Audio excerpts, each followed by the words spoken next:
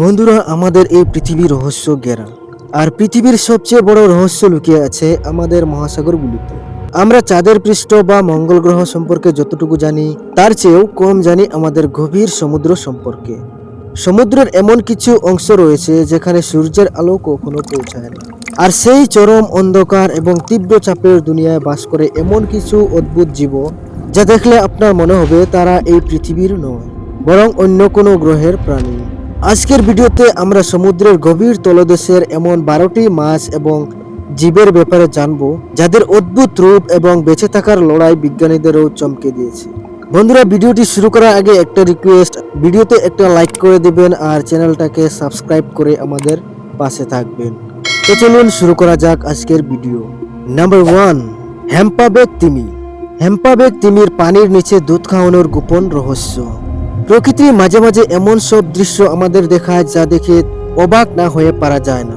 আপনি এখন যে দৃশ্যটি দেখছেন সেটি হলো একটি বিশাল হ্যাম্পাবেক তিমি পানির নিচে তার বাচ্চাকে বুকের দুধ খাওয়াচ্ছে। প্রথম দেখায় মনে হতে পারে এটি কোনো সাধারণ ব্যাপার, কিন্তু একটু ভাবলেই মনে প্রশ্ন আসবে, যেখানে মানুষ থেকে শুরু করে সব স্তন্যপায়ী প্রাণী ডাঙায় বসে তাদের বাচ্চাদের দুধ খাওয়ায়, সেখানে পানির নিচে তিমিরা কিভাবে এই কাজটি করে? এখন প্রশ্ন হলো, দুধ কি পানিতে মিশে যায় না? এই প্রশ্নের উত্তর খুবই মজার। তিমিরাও স্তন্যপায়ী প্রাণী, মানে মানুষের মতোই তারা তাদের বাচ্চাদের দুধ খাওয়ায়। তবে পানির নিচে এই কাজটি করার জন্য প্রকৃতি তাদের বিশেষ ক্ষমতা দিয়েছে।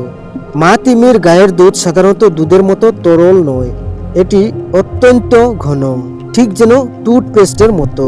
এই দুধে চর্বি বা ফ্যাটের পরিমাণ অনেক বেশি থাকে, প্রায় 35% থেকে 60% পর্যন্ত। এই কারণেই এই দুধ পানির সাথে সহজেই মিশে যায় না। বাচ্চার পক্ষে সাধারণ স্তন্যপায়ী প্রাণীদের মতো সরাসরি চুষে দুধ খাওয়া পানির নিচে কঠিন। তাই মা তিমির শরীরে বিশেষ পেশি বা মিল্ক স্লিট থাকে। যখন বাচ্চা তার মুখ মায়ের শরীরের কাছে নিয়ে আসে, তখন মা তিমি নিজের পেশি সংকুচিত করে। এর ফলে দুধের একটি শক্তিশালী ধারা সরাসরি বাচ্চার মুখে ভেতরে স্প্রে করা হয়। বাচ্চা তিমিকে বেশি পরিশ্রম করতে হয় না, সে শুধু দুধটা গিলে ফেলে। এই উচ্চ ফ্যাটযুক্ত দুধ খাওয়ার কারণেই একটি বাচ্চা তিমি প্রতিদিন গড়ে প্রায় 4 থেকে 5 কেজি ওজন বাড়াতে পারে। কয়েক মাসের মধ্যেই তারা বিশাল আকার ধারণ করে। প্রকৃতির এই অদ্ভুত আর সুনিপুণ ব্যবস্থা সত্যি অবাক করার মতো। আপনার কাছে এই পানির নিচের দুধ খাওয়ানোর ব্যাপারটি কেমন লাগলো কমেন্ট করে অবশ্যই জানাবেন। Number 2, angler fish. এবার যাওয়া যাক সমুদ্রের গভীরতম অংশে, যেখানে চিরকাল অন্ধকার। এই অন্ধকারের সবচেয়ে ভয়ানক শিকারী হলো অ্যাংলার ফিশ। এই মাছটির মাথায় একটি প্রাকৃতিক টর্চ লাইট বা লাঠির মতো অংশ থাকে, যার ডগাটি অন্ধকারে উজ্জ্বল আলো ছড়ায়।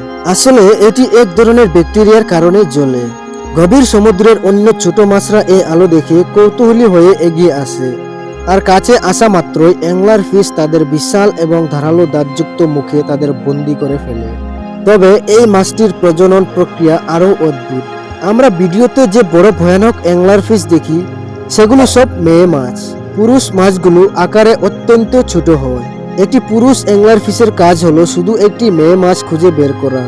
মেয়ে মাছটিকে পাওয়ার পর পুরুষ মাছটি তার গায়ে কামড় দিয়ে আটকে যায় এবং ধীরে ধীরে তার শরীর মেয়ে মাছটির চামড়ার সাথে মিশে যায়। এক সময় পুরুষ মাছটি নিজের অঙ্গ প্রত্যঙ্গ হারিয়ে পুরোপুরি মেয়ে মাছটির শরীরে একটি অংশে পরিণত হয়। প্রকৃতির এই অদ্ভুত নিয়ম সত্যি অবিশ্বাস্য। Number 3, blob fish. আপনি হয়তো ইন্টারনেট বা সোশ্যাল মিডিয়ায় এই মাছটির ছবি দেখে থাকবেন। একে প্রায়ই পৃথিবীর সবচেয়ে কুৎসিত প্রাণী বলা হয়। এর নাম ব্লব ফিশ। কিন্তু আপনাদের জানিয়ে রাখি, এই মাছটি আসলে দেখতে এতটা খারাপ নয়। এটি সমুদ্রের প্রায় 4000 ফুট গভীরে বাস করে, যেখানে পানির চাপ আমাদের উপরের বাতাসের চাপের চেয়ে 120 গুণ বেশি।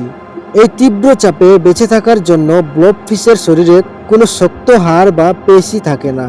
এদের শরীর মূলত জেলিফের মতো নরম চর্বিযুক্ত উপাদান দিয়ে তৈরি।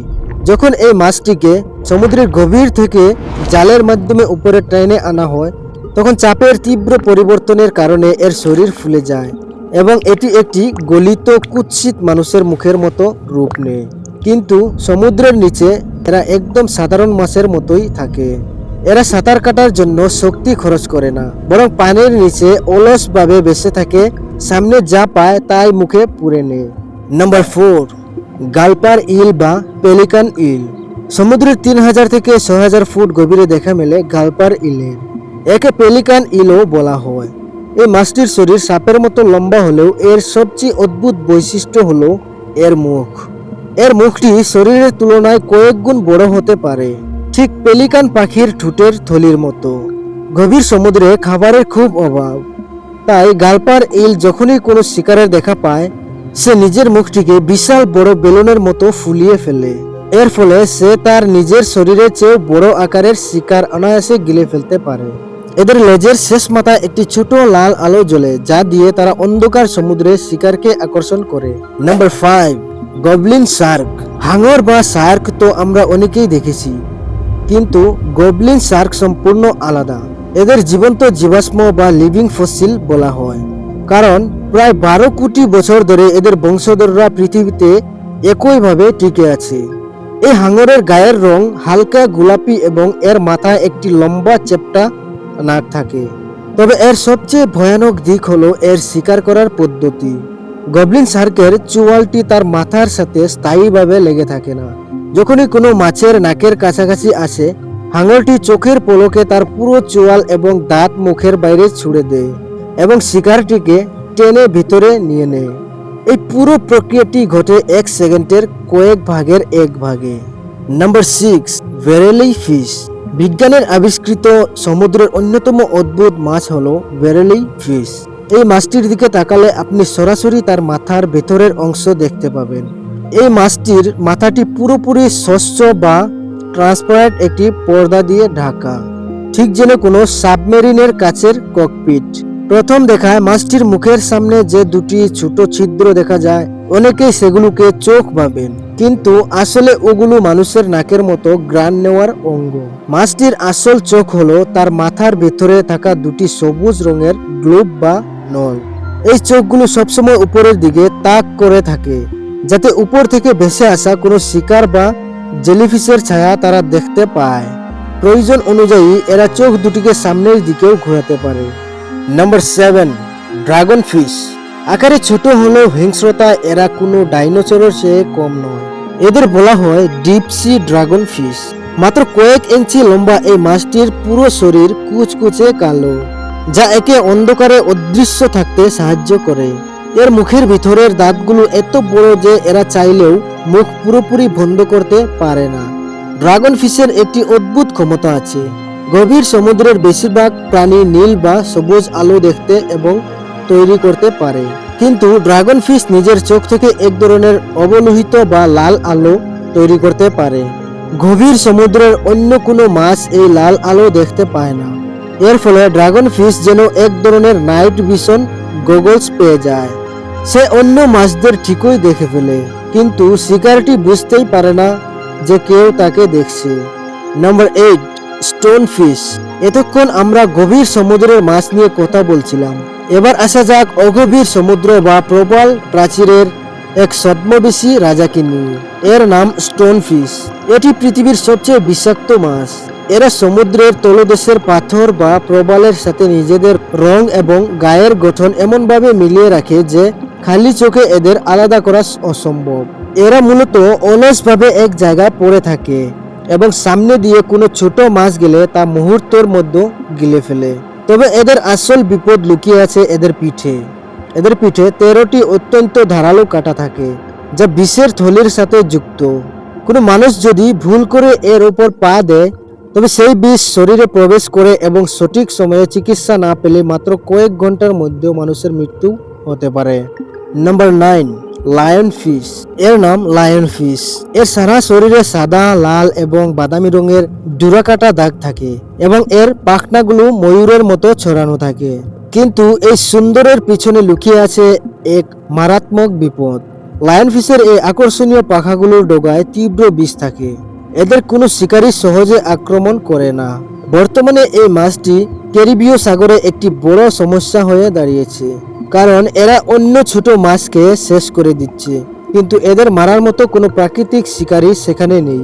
নাম্বার 10, ওশেন সানফিশের বিশাল শরীর থেকে শুরু করে ভেরেলেই ফিশের সুস্থ মাথা, সমুদ্রের এই 10টি জীব আমাদের প্রমাণ করে যে প্রকৃতির সৃষ্টি কতটা বৈচিত্র্যময় এবং রহস্য ঘেরা। আমরা যতই সমুদ্রের গভীরে যাচ্ছি ততই নতুন নতুন সব বিস্ময় আমাদের সামনে আসছে। বিজ্ঞানীরা প্রতিনিয়ত এমন সব জীব আবিষ্কার করছেন যা আমাদের চেনা বিজ্ঞানীদের ধারণাকে বদলে দিচ্ছে। নাম্বার 11, ইলেকট্রিক রে বা টর্পেডো ফিশ। এবার চলুন পরিচিত হওয়া যাক সমুদ্রের নিজস্ব পাওয়ার হাউসের সাথে। এই মাছটির নাম ইলেকট্রিক রে বা টর্পেডো ফিশ। সাধারণত আমরা নদীতে ইলেকট্রিক ইলের কথা শুনলেও সমুদ্রের নোনা পানিতে এই মাছগুলোর রাজত্ব করে। এদের গুল চেপ্টা শরীরের দুই পাশে দুটি বিশেষ অঙ্গ থাকে যা মূলত রূপান্তরিত পেশি। এগুলো ব্যাটারির মতো কাজ করে। একটি বড় ইলেকট্রিক রে তার শরীর থেকে প্রায় 200 ভোল্ট পর্যন্ত বিদ্যুৎ বা ইলেকট্রিক শক তৈরি করতে পারে এবং এই ভোল্টেজ একটি মানুষকে জ্ঞানহারা করার জন্য বা যে কোনো ছোট মাছকে সাথে সাথে মেরে ফেলার জন্য যথেষ্ট। এরা মূলত এই কারেন্টের শক ব্যবহার করে তাদের শিকারকে অবশ করে ফেলে এবং শত্রুদের হাত থেকে নিজেদের রক্ষা করে। প্রাচীন রোমান যুগে এই মাছের হালকা শক দিয়ে মানুষের বাতের ব্যথা বা মাথার ব্যথা চিকিৎসা করা হতো, যা ছিল এক প্রকার আদিম ইলেকট্রোথেরাপি। বন্ধুরা, আজকের ভিডিওটি কেমন লাগলো কমেন্ট করে অবশ্যই জানাবেন আর চ্যানেলটিকে সাবস্ক্রাইব করে ভিডিওতে একটা লাইক করে দেবেন। দেখা হচ্ছে পরবর্তী ভিডিওতে। ধন্যবাদ।